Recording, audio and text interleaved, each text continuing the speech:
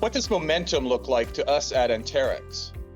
Throughout last year, major forces aligned to build increasing momentum in the utility industry's adoption of private LTE to support the modern grid technologies that will enable a more secure, reliable, and cleaner energy future. In 2023 and beyond, Anterix will continue to build the momentum behind 900 megahertz private LTE as we educate, innovate, and collaborate across the energy and telecommunications sectors to support grid modernization and the clean energy transition. Anterix, it's where utility meets connectivity. To learn more, visit anterix.com. Thank you for meeting us at the intersection, where the worlds of energy and technology come together. Thank you for meeting us at the intersection, sponsored by Anterix. For those of you listening for the first time, welcome. For returning listeners, welcome back. I'm Interim President and CEO of UTC, Ron Beck, and today I'm honored to host New York State Public Service Commissioner Diane Burman. Commissioner Burman and her colleagues oversee the regulation of New York's electric, gas, steam, telecommunications, and other water utilities that oversee the cable industry. In addition, the Commission exercises jurisdiction over the siting of major gas and electric transmission facilities and is responsible for ensuring the safety of natural gas and liquid petroleum pipelines. Commissioner Burman is also a member of the National Association of Regulatory Utility Commissioners, Committees on Gas, International Relations, Washington Action Program, the Committee on Critical Infrastructure, the Special Committee on Pipeline Safety, and the Select Committee on Regulatory and Industry Diversity. She also chairs the NARUC Department of Energy Natural Gas Partnership Initiative and was also recently appointed by the NARUC President as the co-vice chair of the Select Committee on Regulatory and Industry Diversity and to the Task Force on Emergency Preparedness, Recovery, and Resiliency, as well as the Task Force's Special Subcommittee on Lessons Learned from COVID-19. Commissioner Burman was selected to be part of the United States Agency for International Development and the NARUC Women's Global Development and Prosperity Initiative, hoping to both foster women's economic empowerment and advance women leaders in energy. She served on the NARUC Board of Directors from February 2018 to December 2020 and is the immediate past chair of the NARUC Gas Committee. Commissioner Burman serves as the vice chair of the U.S. Department of Transportation Pipeline and Hazardous Material Safety Administration Gas Pipeline Advisory Committee. Last, and certainly not least, Commissioner Burman is active in her community. Amongst her other management positions, she served as the executive director of New York State PTA and the assistant executive director of the Albany Jewish Community Center. Welcome, Commissioner Burman. Thank you for joining us. And is there anything else you'd like to share about yourself? Oh, thank you. I would share that on a personal level, I am now training to run in the New York City Marathon. I wasn't a runner beforehand, but I am with a group of 50 women and allies in energy, nationally and internationally, that have joined together to support each other in running in the New York City Marathon. And our focus really is on how we can, in the energy space, as we're working towards net zero and decarbonization goals, how we can sort of model it on a personal level of the challenges with setting our speed, the pace, and the balance that we need to successfully achieve running in the New York City Marathon. Wow, that is an interesting goal, because I think metaphorically, exactly, the pace, the endurance, the training up to it, I think that's a great framework for almost any initiative that any of our listeners can equate there. I know years ago I was challenged by one of our county commissioners to join him in a half marathon. And at the time he said, we'll just do it as a 10K and then walk the rest.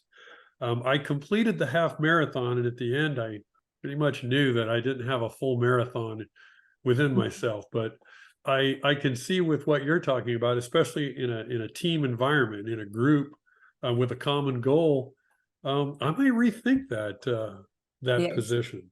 It's a great experience, and it's coming from a place for myself, having not been a runner. In February, I couldn't run 500 feet without being winded. And really, it's been an incredible experience working towards the goal of the New York City Marathon, and working with an incredible group, feeling like what we started seemed impossible. And now, the support and working together has been really fascinating and inspiring. I could see where it would be, on any project, an initiative like this, there's always everybody signs on and is enthusiastic in the beginning. And then as the project moves on, as you pick up from, as you said, not being able to run very far to running that first mile and 10 kilometers, and then you finally get to the point where you recognize that this can happen.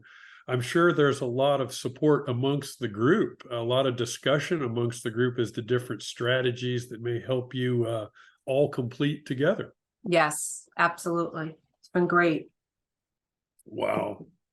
Well, you have a wealth of experience, and I know our listeners are practitioners within the telecommunications space, and specifically the telecommunications systems that the utilities that your commission has a lot of oversight on.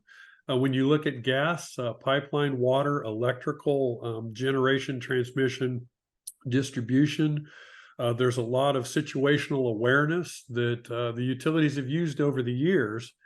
And then now with the SMART initiatives, I saw it first in the smart electric grid, but I'm seeing a number of smart cities, smart water, start to look at the data that flows and how the individual consumer of what was the base utility, the water, the gas, the electrical, is now becoming a consumer of the data. It's changing the environment. As a New York State Public Service Commissioner, within your policy experience, the obvious question, what brought you to this point? So I think my career has really been focused on economic development and energy issues that came from that. But sort of going backwards, when I was 10 years old, I was in the hospital for special surgery in New York City, and was part of witnessing the blackout of 1977. And as a young child in the city with some severe health issues, I really had sort of firsthand glance at what it means for the lights to go out and the fear that happens with that. And while the generating lights came on, there was a significant focus at the hospital about triaging because there was a concern that the generators were not going to last, and what they were going to do and how they were going to have to figure out who needed to stay and who had to be moved. And for me, it left a significant impression. And I think, over the years, on the anniversary of the blackout, and then every 5 years, 10 years, and so on, there was sort of a refocus on what does it mean. And the single thing that sort of left a mark for me is the need for leadership in crisis, and a need to ensure that we are planning and focused on keeping everyone safe. And that sort of leadership focus really has been part of my career in terms of wanting to step up and do the public good. And for me, it's not unnatural that I would lean towards a career that's focused on keeping the lights on, and if the lights go out, how to make sure that they come back on.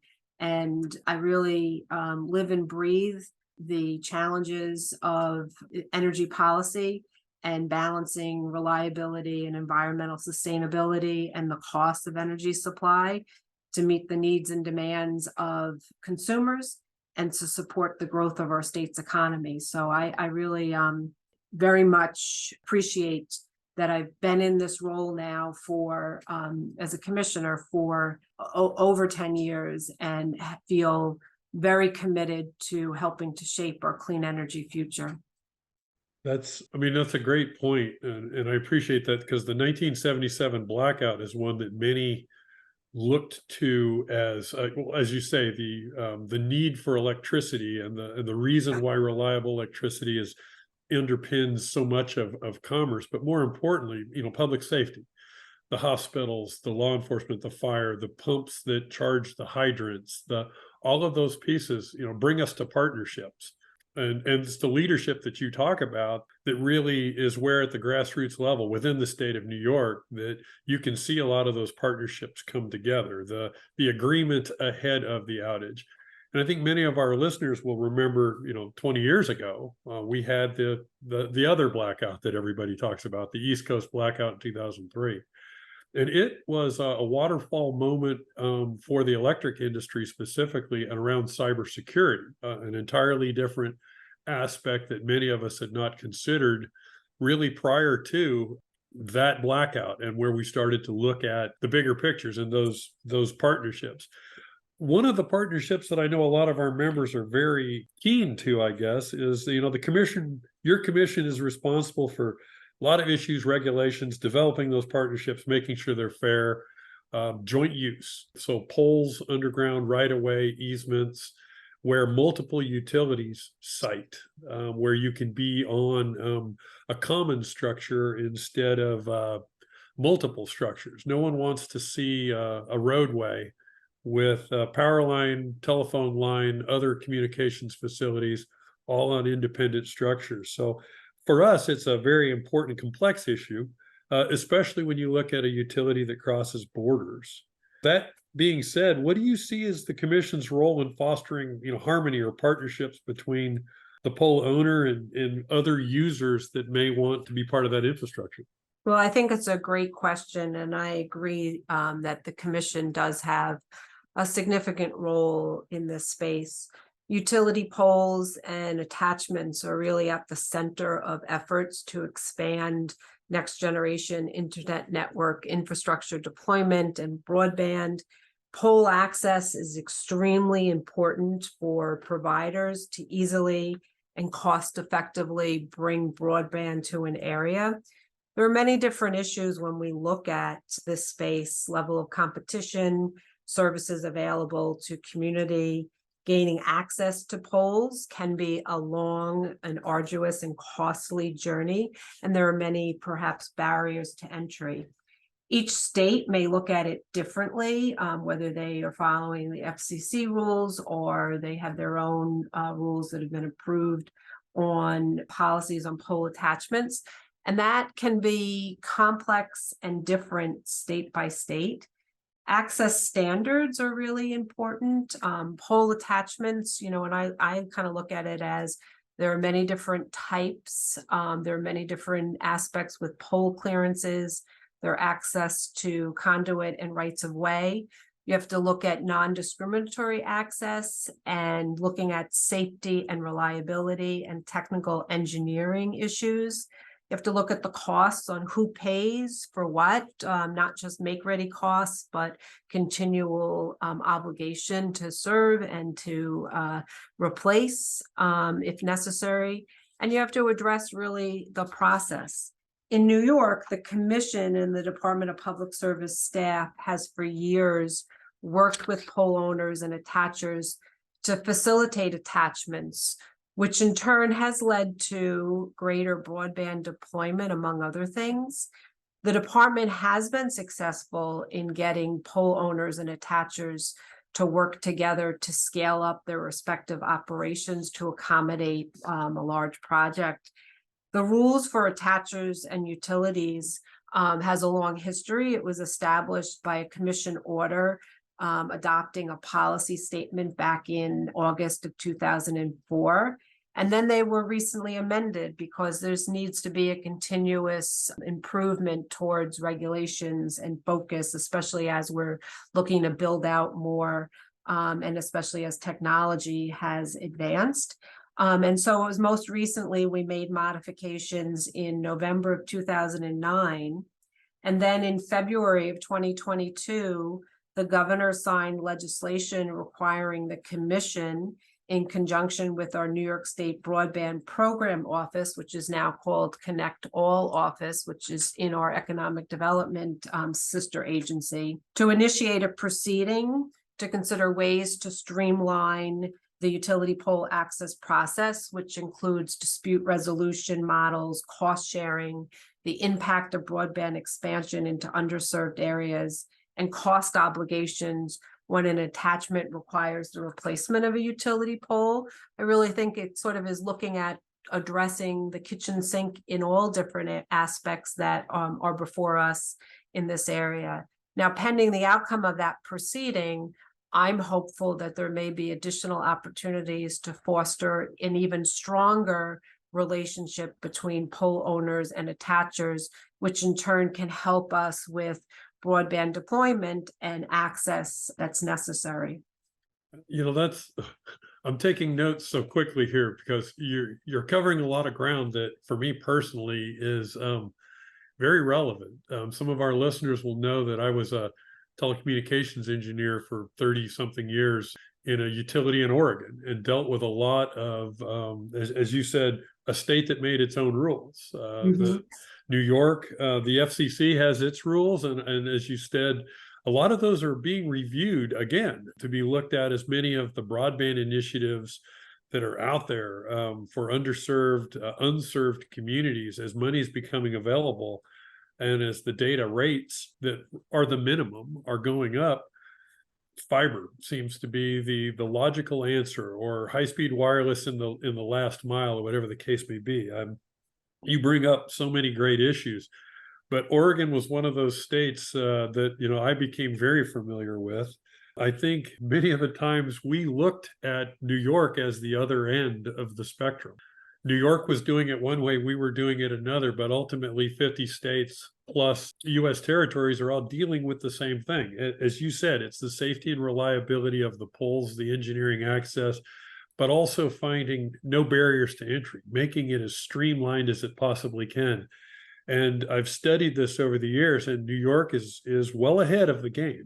I commend you and the commission. And it is, as I said, an issue for all 50 states. And as a public service commissioner within New York, you deal with it from the state's perspective. But I think as a member of the work you're doing with NARUC on a national level, you get that national perspective as well. Could you share with some of our listeners, maybe at NARUC, what's happening, if you will, on the ground, how to get those best practices across the 50 states, the ones between, as I described it, New York and Oregon, and how we make one plan that I think is easy for, as I said at the onset, utilities that cross borders, that cross state lines.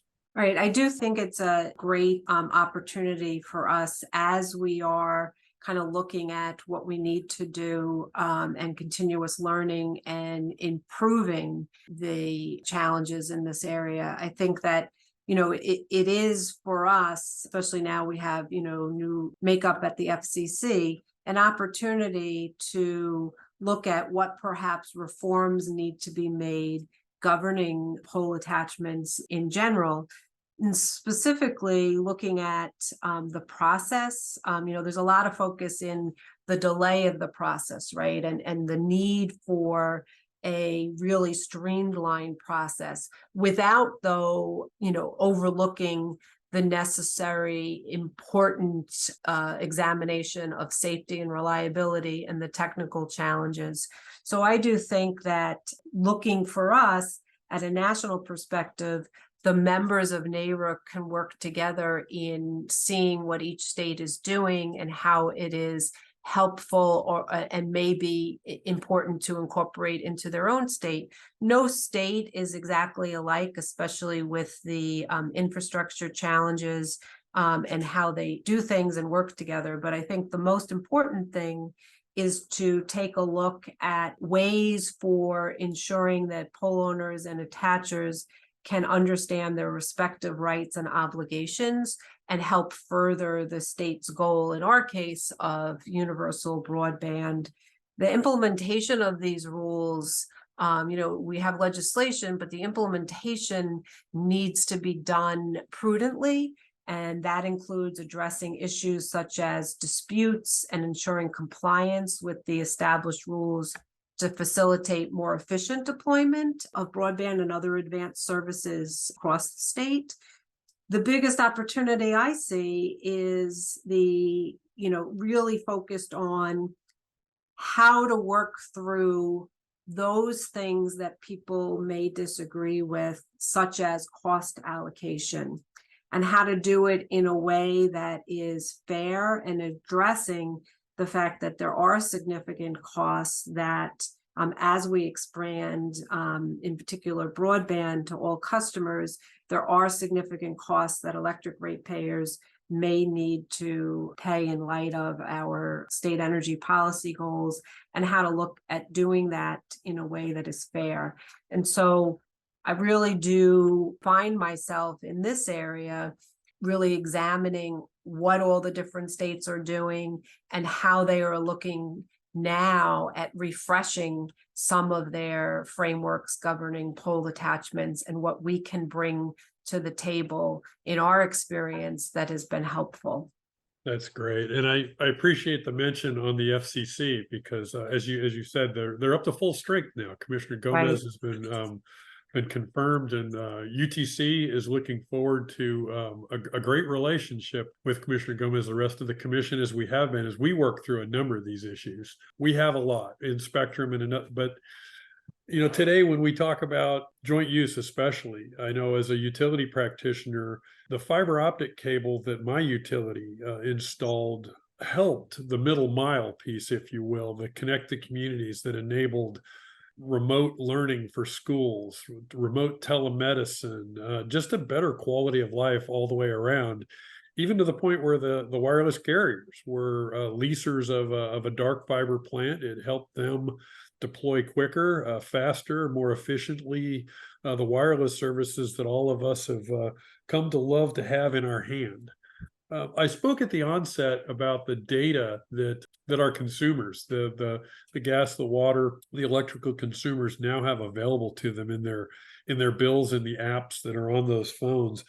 Looking out at that industry, when we start talking about distributed grid, well, in the electric world, we see it as bidirectional flow, the historic model being from a large generator through a transmission system to substations in communities, to distribution systems out to the household.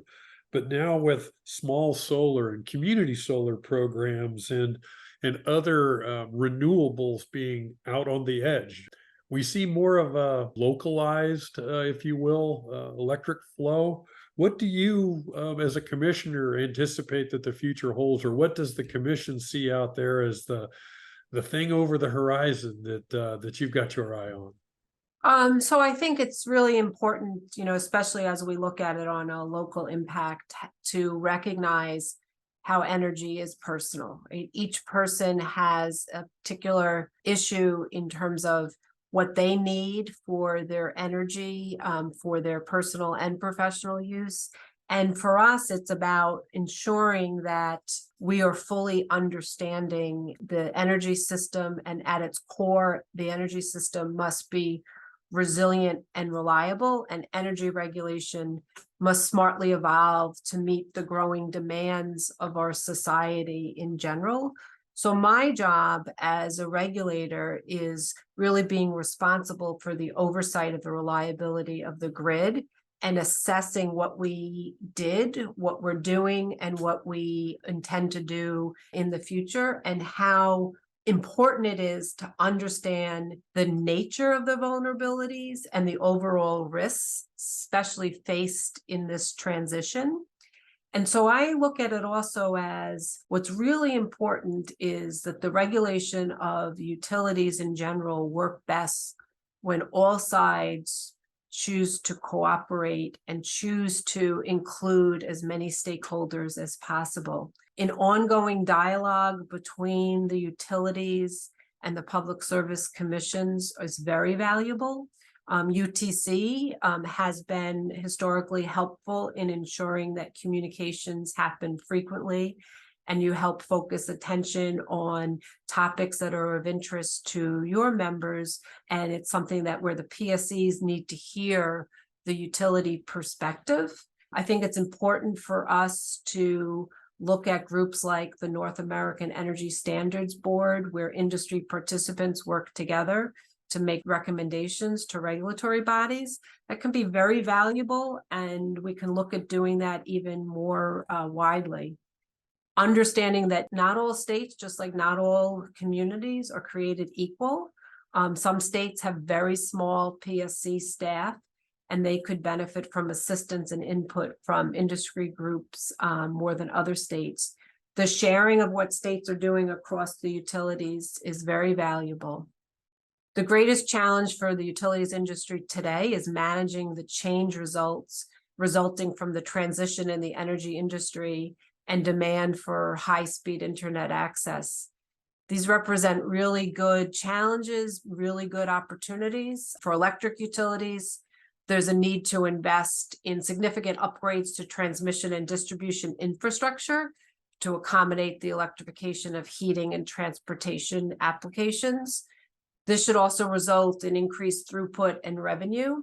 In the Northeast, electric utilities will likely become winter peaking instead of summer peaking, and that will represent challenges such as, will solar, wind, and other renewables be reliable when it's cold and the days are short? We need to examine what will be needed to supplement such intermittent sources of energy. Will batteries do the job? What else is needed? The gas industry needs to also look at what does it mean as we decarbonize, and how do we facilitate decarbonization responsibly, reliably, and cost effectively. We need to look at, water utilities face the presence of chemicals such as PFAS and also replacement of lead pipes. Telecommunication companies are being pressured to expand broadband access. And we need to look at what does it mean with the Internet of Things and adding new customers and how that helps. All of these, in my sort of estimation, is that utilities can help embrace this transition and manage impacts on their customers. And if we do it right and we all work together, this transition will find utilities and customers in an even better spot than they are now. Well said. I mean, you're exactly right. And I agree. In my experience, and obviously in your vision, these partnerships, that cooperation, collaboration is exactly how we're going to move forward. It sounds like the commission has a lot in front of it, but I think you're probably running parallel to a lot of challenges out there. And I have to tell you, I think education is key to this, and your time today with us hopefully was both entertaining and educational for our listeners. I do thank you for joining us today. Is there anything that you'd like to add as we wrap up this episode? No, just that I think that it's really UTC should be commended for your leadership in this space and the importance of focusing on critical issues like skilled utility workforce and cybersecurity and all the different issues that you help to bring to the table and help highlight how we can do things in a way that gets us all to a better energy future. Thank you very much. Thank you, Commissioner Burman, for joining us today on The Intersection, sponsored by Anterix. And we look forward to another conversation coming soon to a podcast at The Intersection. Thank you. Thank you for meeting us at The Intersection. For more information about the Utilities Technology Council, visit utc.org.